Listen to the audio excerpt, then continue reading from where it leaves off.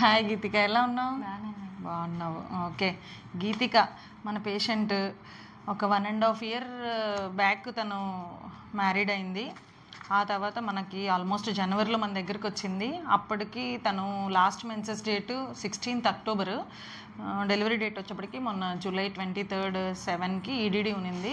తను 17th Julyలో మనకి delivery అవ్వడం జరిగింది. ఇక్కడ ఆల్మోస్ట్ మనకి జనవరి నుంచి ఇప్పటి వరకు కూడా తను మనతో జర్నీ చేస్తూ ఉంది. తన వ్యూస్ ఏంటి, మన హాస్పిటల్లో తన ఎక్స్పీరియన్స్ ఏంటి, తన మాటల్లోనే విందాం. నమస్తే అండి, నా పేరు గీతిక. ఇది నా ఫస్ట్ డెలివరీ. నేను రిలేటివ్స్ అందరూ తెలిసిన వాళ్ళు రమ్య హాస్పిటల్కి డెలివరీకి వెళ్తే బాగుంటుంది అని చెప్పినప్పుడు వచ్చాము. అండ్ ఫస్ట్ నాకు వచ్చినప్పుడే ఫస్ట్ మీటింగ్లోనే నాకు చాలా బాగా నచ్చింది. మేడం చూడటం కానీ, సరౌండింగ్స్ కానీ, ఎన్విరాన్మెంట్ కానీ నాకు బాగా నచ్చింది. అండ్ స్టాఫ్ కూడా చాలా డెడికేటెడ్ స్టాఫ్. ఇంకా నేను ఇక్కడే డెలివరీ చేయించుకోవాలనుకున్నాను. అండ్ అంతా 9 months అయిపోయిన తర్వాత నేను మా ఊరు వెళ్ళడం జరిగింది. అయినా సరే ఎక్కడ కాంప్రమైజ్ అవ్వకుండా మళ్ళీ నేను డెలివరీకి ఇక్కడి వరకు వచ్చాను. దానికి ఫలితంగా నాకు డెలివరీ బాగా చేశారు. నాకు ఆపరేషన్ పడింది. నార్మల్ అవుతుంది అనుకున్నాం, కానీ ఆపరేషన్ పడింది.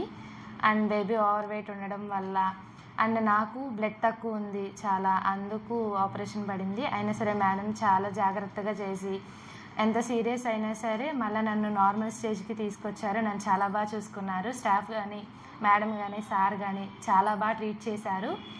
అండ్ ఒక ఫ్యామిలీలా చూసుకుంటారు ఇక్కడైతే. అండ్ ఎన్విరాన్మెంట్ కూడా ఒక హాస్పిటల్లో ఉండదు. మనం హోమ్లో ఎన్ని రోజులు ఉన్నా సరే హ్యాపీగా ఉండొచ్చు. అమ్మో హాస్పిటల్లో వెళ్ళిపోవాలి అని ఏం ఉండదు. మామూలుగా ఇంకా ఫీజు కూడా అయితే నాకు తగ్గించే తీసుకున్నారు. అండ్ నేను ఎక్కడ ఇబ్బంది పడతాను అని మా వాళ్ళు మనీ లేక వద్దన్నా సరే నాకు ఐరన్ పెట్టి మరీ పంపించారు మేడం కావాలని. And very thank you madam, అసలు చాలా థ్యాంక్స్ మేడం. ఇంత బాగా చూసుకునే డాక్టర్ని నేను ఎక్కడా చూడలేదు.